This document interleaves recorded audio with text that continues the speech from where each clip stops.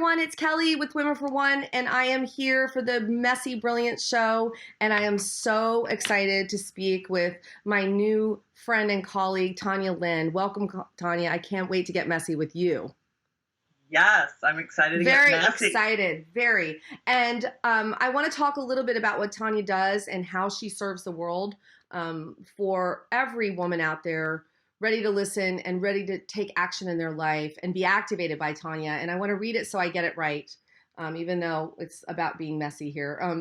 Tanya is the visionary CEO behind the international organization Sistership Circle. And you all know I love the word sisterhood.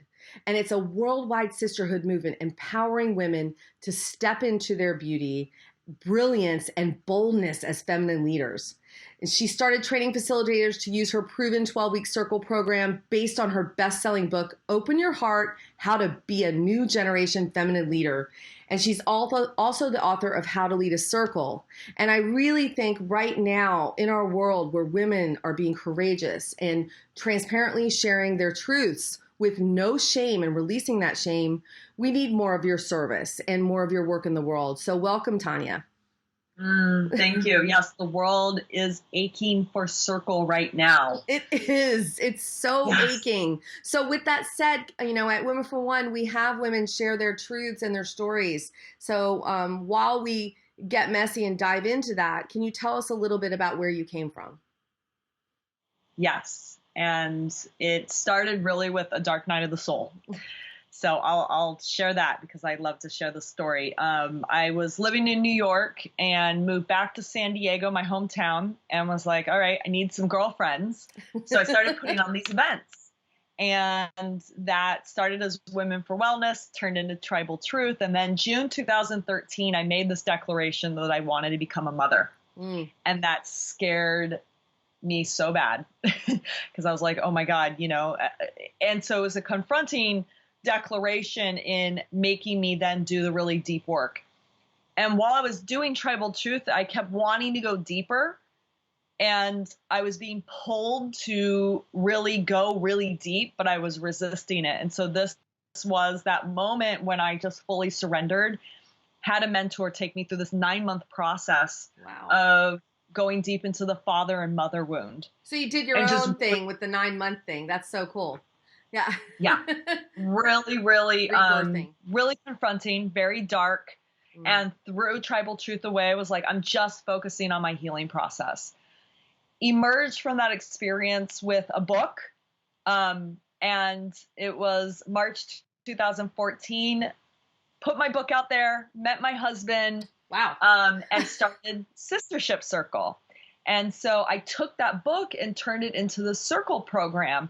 And I was like, oh, okay. So when we first started Tribal Truth, it was the events, but we also had the circle going on, but I didn't know what I was doing. I'm like, this is Sistership Circle. Meet my husband. He does tech. He's like, hey, I get your vision. Let me support you.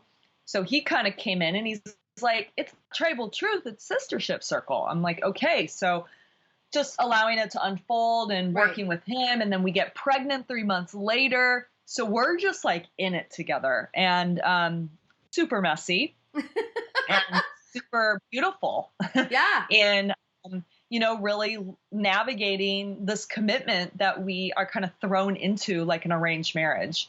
But here we are now, known each other for 3 years and been married for a little over 2 and working together and doing life together and raising 2 beautiful little daughters together. Yes, that's incredible.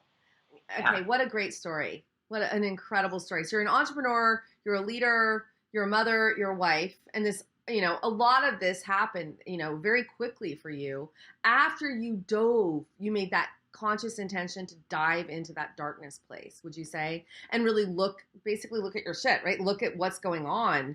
How was that experience for you? And I kind of want to know a little bit about that because I think a lot of women want to understand like why it's valuable to really dive into the parts that are hard to look at.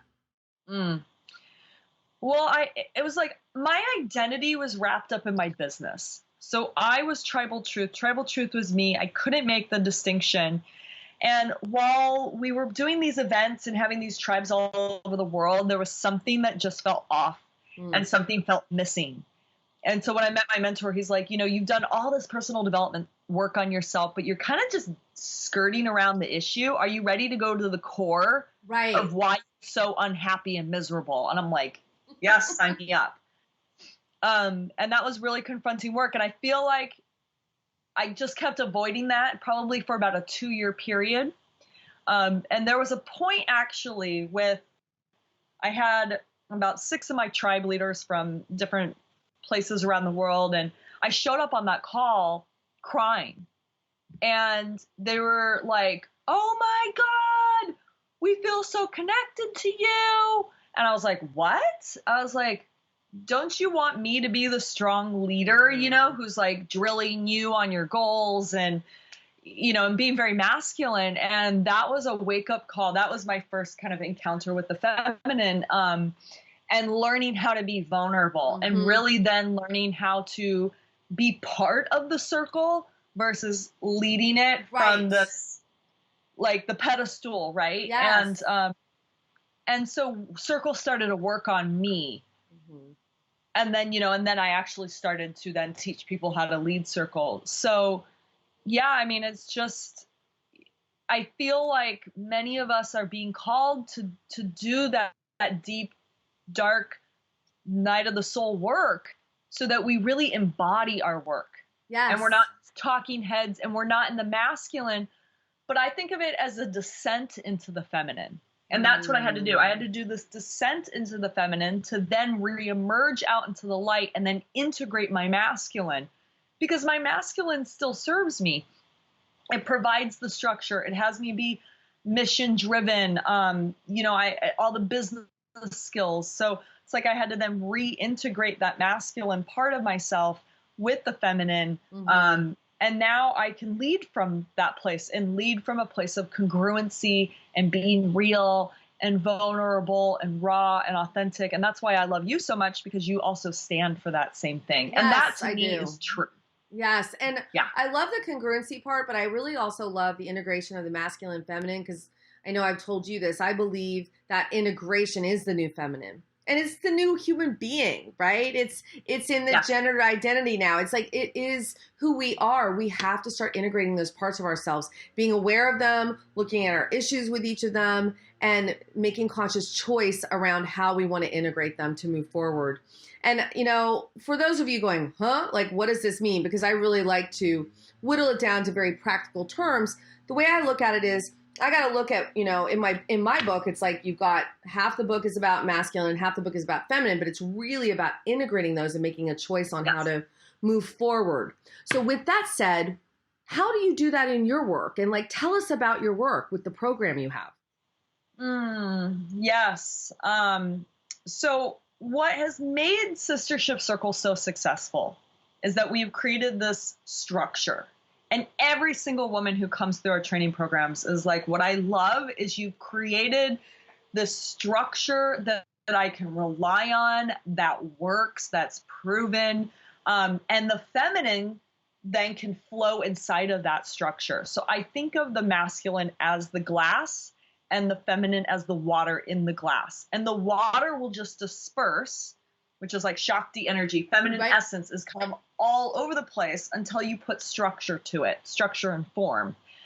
And so while a lot of women's circles don't do well because they don't have the structure, they're not using timekeeping, they're letting women, you know, just talk forever. They don't, you know, they're not having the integrity of the container. I've focused really on that container and on the structure and put together a circle program for 12 weeks.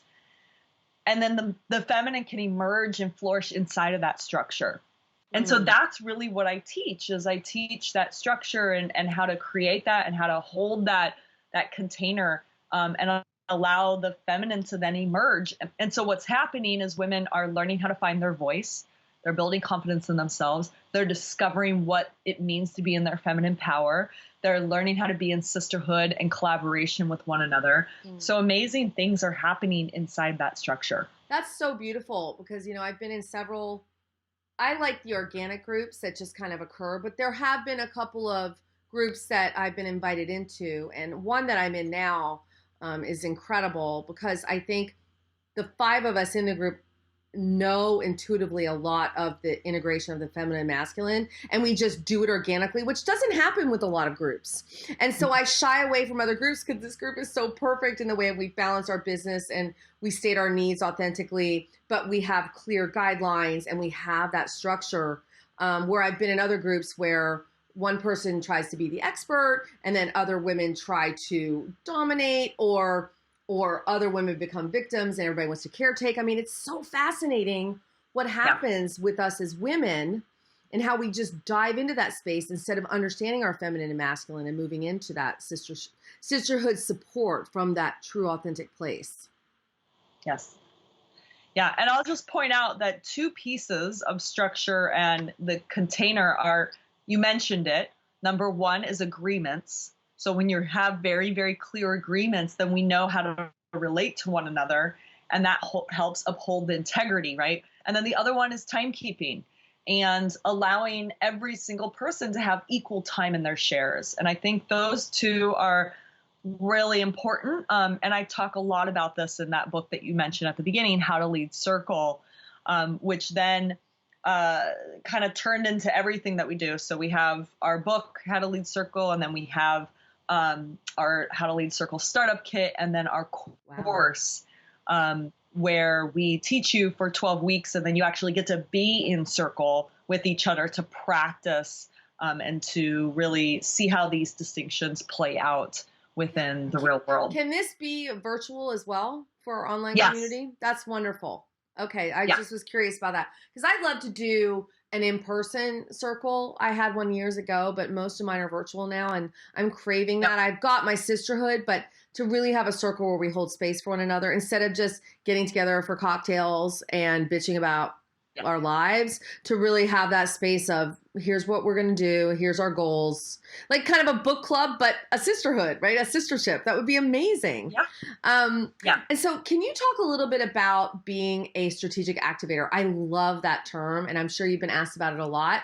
And I think right now all women are activated in 2017 in some way or another, whether it's passively supporting or actively, passively protesting. That's my new term that we've been doing for years. Now we're actively speaking out and voicing our opinions and our truths. Yeah. So it came from, I'm totally blanking on the name of that test. Oh yeah, I know the test. Not Myers-Briggs. The other one. Yeah, I know what you're talking about. The personality one. The Strength Finder. Yeah. There you go. Strength Finder. Awesome test. So you have your top 5, and 2 of my top 5 are strategy or strategic and activator. And it totally makes sense of why people come to me. Right. So in terms of activation, I am an action taker. And I inspire others to take action. So one of the big things about our How to Lead Circle program is 75% of the women, at least, it might even be more, emerge from the program having already led their first circle before they even end the program. Wow, so we're all about like that action taking and not just talking about it, but actually doing it. And so people who come into my field end up being activated and are inspired and empowered to take action. And I think one of the things that I do is it's the way I listen to people. I listen to their brilliance. I listen to what that essence is that makes them unique in who they are, and help them to then step into that, fully embody it, and then move in the world from that place. And then the strategy is I'm good with business. I built an organization, and I think very strategically in terms of taking a big vision and then being able to then see the steps to fulfill on that vision, so that it's not just this pie in the sky vision that's never going to happen. I'm able to then take it from today, creating that map, that pathway to then get where you want to go. Great. That's amazing. And, I just love the whole sistership circle thing. And I'm actually, it's making me want to create one. for the new year for my own support selfishly, but for others around my area to do it in, there's just this yearning for me to do it in person. There is something about being connected with women in person. And even with women that I felt wounded by, that are still friends, because I believe when you go through those, if you can dive in deep into the mess when you feel wounded and hurt and really speak authentically, it takes you to a deeper level for yourself and for the connection. So I have so many questions for you, so I have to ask this before we move into your other book. How has that impacted you? Women that have had challenges with other women, whether it be the mother wound, like you spoke about, friendships, feeling betrayed. I've had several of those happen this past year or two, and I've always defined myself in my life as really being able to connect deeply with all different types of women. But I would say the last 6 months, I've always said I have issues with men because of things that have happened with me. But now I'm like, wow, my eyes are opening to a new space for me around feeling hurt around women for the first time. So I'm just curious if you have any thoughts on that for women, because we all have that. So many. And, I believe that we do the work that we're supposed to heal within ourselves, right? So when I first started doing this women's empowerment work, because I was the girl as a little kid who wanted to be in the boys' line and who played all the sports and was a tomboy and didn't like the other girls, right? And had a lot of childhood wounds around the other girls. So started doing this women's empowerment work, and I'm like, okay, this is interesting. And the very first Sistership Circle that we did in 2010, when I had no idea what I was doing, left that first circle damaging quite a few of those relationships and doing some really hurtful things, like purposely leaving one woman out and telling her best friend not to tell her. And of course she did, so like that cattiness and just those games that we play and being the perpetrator as well as the victim, right? Because I believe we play both. Mm-hmm. And so through my healing process, what was so fascinating is every single woman who I created any type of conflict with came back into my life and either made amends with me or literally passed me on a run out in the middle of, at the beach. Right. Or I had approached. And so I actually had healed many of those wounds that had happened. And then most recent this year of starting a circle for myself. So like you're talking about, I started in January a circle for myself, and notice how I was just getting so caught up in like this popularity contest and wanting everyone to like me, and really had a shift around that this year, of letting go of needing to belong in community and fitting in, and just saying, you know what, I'm in a new place in my life. I have 2 small children. I'm just, instead of like focusing on being friends with everyone or knowing everyone, I'm just going to zero in on a few small friendships, intimate friendships. And that was huge for me. And so that's kind of where I'm at right now. I'm feeling the most grounded that I've ever felt in sisterhood. And I think sometimes, so many times what happens is we get to like, and being seen by the popular girl, and then we forget who they're trying to be our friend. And that's what was able to happen for me, is to start to see who was showing up in my life. And, and so I just want to say that piece. And then the other piece that I wanted to speak into is what you were saying around, we get together and have drinks and then we're complaining. And so I think a lot of times the way that we relate to each other as women is this complaining and commiserating. Yeah. And so one of the things that I really stand for with sisterhood is, how do we then shift out of that, hold each other up to our brilliance, and call each other out on when we're doing the complaining or commiserating, and call each other forth into our greatness and celebrate one another. To me, that's the new paradigm of sisterhood that I stand for. Celebrate one another. I like that. And there's this place that inside me when I speak about the mess is like, give you an example. Had a really bad issue happen to me, but I'm in Hawaii with my husband last week, and I wake up to this awful email, and I just am just the 1-2 punch down after a lot of stuff that's happened to me this year, and I'm crying, and I'm making a choice to be in my victimhood, right? I'm like, bathroom floor moment. Nobody's there for me, and my husband always tries to fix it. Right. And then I call one of my best friends and she says, she's like, what is it that you need from me right now? I was like, I need you to tell me that it's okay, baby, and you can be a victim. But I put a boundary around it that I was allowed to do that for this long.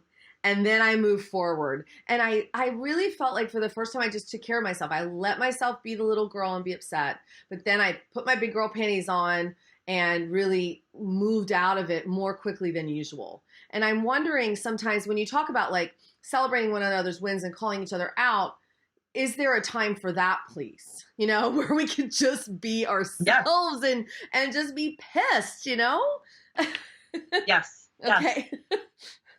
Yes. That's the integration. Right. What you're talking about is the integration and the allowing ourselves to fully feel and to acknowledge the little girl within us, because otherwise we're ignoring her and we're stepping over her. And so I think that there is that moment, and I love how you created a boundary around it. Right. And to just allow yourself to indulge in the pain of it and to move through it fully and to feel it fully, because your little girl does feel that. Right. But then it's like, okay, now we're going to move on and we're not going to continue to be the victim. Right. And so we can hold space for each other in fully listening, not trying to fix, right, allowing ourselves to have that experience, and then saying, okay, and now what? Now, what are you creating? What is possible? How are you going to handle this, right? And from an empowered place. So I think you handled that brilliantly, and that's exactly what I would say. I think there is a brilliance in being able to do both. And then, because I think a lot of us are taught if we do that, we're victims, and we can't do that, and we have to just suck it up or hide it, or we have to just move into gratitude. And I think that, frankly, that's all bullshit. I think there's integration, and it's a balance of both, right? You're talking about incessant complaining and a pattern of that happens with women. And I agree that we need to call each other out on that. So I just think that's so helpful for women to hear, and to know that we can hold up ourselves to the powerful people that we are and lift each other up. Wouldn't you say? Yeah. And the new paradigm really is in embracing our vulnerability, which I think that's what this is all about. Is it's vulnerable to allow ourselves to feel our emotions, and just be in that, and then be able to move forward so that we don't stay in victimhood. Right. So I think that's so we talked about the sistership circle and the sisterhood and how to do a circle, but I want to talk a little bit about your book, Open Your Heart, How to Be a New Generation Feminine Leader, because I think we all are leaders right now. I mean, every day you turn on the TV and there's another woman leading the way around calling out something that has happened. And, I just want to talk about really the principles in your book and, where that is going right now with women. Yeah. So here it is, the second edition. Ooh. It's funny. The first edition is right here, which was my picture, but now we've got the second edition. And, so when I wrote it, it was all tribal truth. And then I kept saying, I've got to redo it because now it's Sistership Circle and the links to go to tribal truth, which don't really work. And so finally, my baby was 2 weeks late. And so I said, oh, now's the perfect time for me to finish this. So while I was waiting at 40 weeks pregnant, I busted out the second edition and came out with it. And what's cool too is at the end of each chapter, I took a woman who's been through one of my local circles and shared their story. And the stories are so good. And they just complement the book. And I feel like I'm flanked by my sisters. Like, it's not just my story. Like, it's all of ours. So yeah, I mean, this is just, I mean, this is my heart. This is my story. And it starts with, and it's basically how our circle goes, is the first 6 weeks or the first 6 chapters are all focused on the self, who we are as women. And then it shifts into about community and tribe and sisterhood and our relationship with others. And so we're very aligned so, with what we do. I mean, my community will just completely resonate with everything you do because they're really looking for community, looking for truths, and really focusing on the experiences and stories that you're sharing in the book. I just think that's so powerful because women can feel less alone, more connected, and then have the courage to share their own truth and experience as well. Yeah. And so then if you do the circle, you go through the book and you read the book, and then we created a playbook. And so the facilitator uses some of the material from the playbook, but then it's like you have this workbook essentially to do reflection on the book. So it's really cool integrated program. I love to read. Oh, I'd love for you to. Please do. There's a poem in the book that was downloaded on a walk. I was literally couldn't even get it out. I was typing it on my phone as it was coming through me. So I just want to read it because it's good. I am a new generation feminine leader. I've gone deep down into the underground to reclaim my soul. Being my vulnerable and authentic expression is my goal. I use my fiery passion to cleanse and purify my self-doubt. Burning through this ignorance is what I'm all about. Layers upon layers stripped and peeled off, my old self dies. I feel reborn like a phoenix. Out of the ashes I rise. Now, my sister, it's your turn to let go of the past, to draw a line in the sand and say, I am the last. To play small, to stay silent, to shrink back, to be suppressed. Women, we will no longer be oppressed. For when we come together in sisterhood, there is nothing we lack. Sister, you can surrender into the feminine. I've got your back. Oh, I love that. You are strong. You've done nothing wrong. You are a new generation feminine leader, and in this tribe, you belong. I give you full permission to be you, just as you are. Unleash your power, goddess. It's time we raise the bar to take a stand for this dream of freedom that we've had from the start. And I think it's missing a line. Oh my goodness. Don't you love that when you get your new book and you find that stuff? I gotta look. I think it's... Yeah, you gotta look. You gotta find that. Oh my goodness. You know what? Anyway. Everybody I interview, something happens because I have the intention of being messy. So it's perfect. It's perfectly aligned. No, it's fine. I don't know why I thought... Maybe the way I read. Maybe you're supposed to download another line in your head. That's such a beautiful, sorry to interrupt. I just got so excited. What a beautiful poem. So how can women get involved with the Sistership Circle? You know, I know you have a few different offerings for your organization with retreats and 12-week masterminds. So tell us. Yeah. So what I recommend is if you want the book, you can go to sistershipcircle.com/book. And then you can get the book and get some downloads. And then if you are wanting to lead a circle, you can go to sistershipcircle.com/ebook. And the ebook is our How to Lead Circle book. And then book would be this. So I think that's really the place to go is, you know, if you're wanting to explore, get the book. If you're wanting to lead, get the ebook. And you can go poke around on the site. But we've got a membership. We've got our How to Lead Circle program. We've got retreats. We've got a live event every April. So, yeah, there's a lot of ways to get involved. Where do you do your retreats? Now I'm asking for me. I just want to know. Right now, San Diego. Okay, that's good to know. Live in America's finest city, and I know that this is a destination town. Yes. And really, it's challenging to travel when I've got a 4-month-old. So right now, everything is just staying local.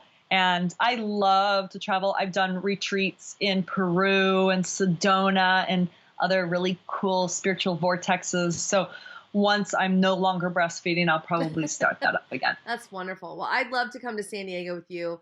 And you just remind me of one of my soul sisters. You remind me a lot of Heather Ashamara, to be honest. Very clear and beautiful and powerful. And what you're doing for the world is so just incredible. And I'm honored to know you. So please, our whole community, please check out Tanya Lynn and her Sistership Circle. Get this book. And I'm just so honored to talk to you. Thank you very much. Thank you so much.